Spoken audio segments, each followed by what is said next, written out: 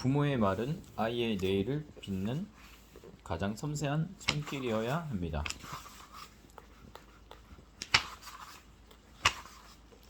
아이와의 대화에 기적을 만드는 부모의 언어 철학. 아이의 평생을 결정하는 부모의 말. 아는 것과 실천하는 말은 다릅니다. 책에서 아이에게 들려줄 좋은 말을 발견했을 때나 강연에서 접했을 때는 에이, 저거 나도 아는 이야기잖아. 좋아. 오늘 나도 집에 돌아가서 아이에게 예쁜 말을 들려줘야지 라는 생각이 듭니다. 그런데 막상 아이와 대화를 하다 보면 생각도 나지 않고 예쁜 말이 나오지 않을 때가 더 많습니다. 강연장에서 제가 부모님들께 자주 듣는 하소연이기도 합니다. 참 이상하죠. 왜 생각처럼 되지 않을까요? 다 알고 있는 이야기라고 생각하면서 말이죠. 이 문제는 우리가 평생 다이어트에 실패하는 이유와 비슷합니다. 다이어트에 관한 책을 읽는다고 살이 저절로 빠지지 않는 것과 같죠. 그게 바로 우리가 책을 아무리 치열하게 읽어도 제대로 활용하지 못하는 이유입니다. 저도 마찬가지입니다. 각종 강연을 할 때 간혹 멋진 말을 준비해서 무대에 올라섭니다. 오늘 시작은 방금 준비한 말로 하는 거야. 그런데 현장에서는 기억이 나지 않아 평소에 하던 대로 시작할 때가 많습니다. 책에서 읽은 내용을 일상에서 실천하지 못하는 이유는 그것이 나의 언어가 아니기 때문입니다. 뭐든 일상에 적용하려면 깊이 사색하고 실천한 기간이 필요하죠. 그럼 자신도 모르게 그걸 실천하게 되는 날이 옵니다. 제가 낭독과 필사를 강조하는 이유도 바로 거기에 있습니다. 낭독과 필사는 낯선 언어를 조금 더 빠르게 나의 언어로 만들어줍니다.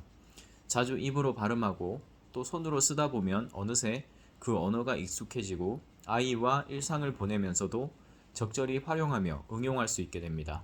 책을 읽다 보면 제가 특별히 낭독과 필사를 권유하는 부분이 있으니 언급한 부분이 나올 때마다 차분한 마음으로 낭독하고 필사해 주세요. 그렇게 하면 낯선 언어들이 자신의 언어가 되는데 그리 많은 시간이 걸리지 않을 겁니다. 이번에는 조금 더 현실적인 이야기를 해보겠습니다. 주변을 둘러보면 역사적으로도 그렇고 뛰어난 학자를 배출한 집안에서 다시 또 뛰어난 학자를 배출하는 것을 자주 보게 됩니다. 이유가 뭘까요? 유전자가 다른 걸까요? 한 집안에서 연이어 높은 지성을 가진 사람과 각종 지적 능력이 뛰어난 사람이 나오는 결정적인 이유는 단순히 그들이 좋은 환경에서 좋은 교육을 받으며 자랐기 때문이 아닙니다. 가장 중요한 이유는 그들이 일상의 대화를 통해 부모에게 양질의 언어를 배웠으며 그것을 내면에 장착한 후에 공부를 시작했기 때문입니다. 바로 그들에게 수준 높은 언어라는 최고의 무기가 있었기 때문이죠. 이처럼 부모의 언어는 아이의 평생을 결정하는 결정적인 역할을 합니다.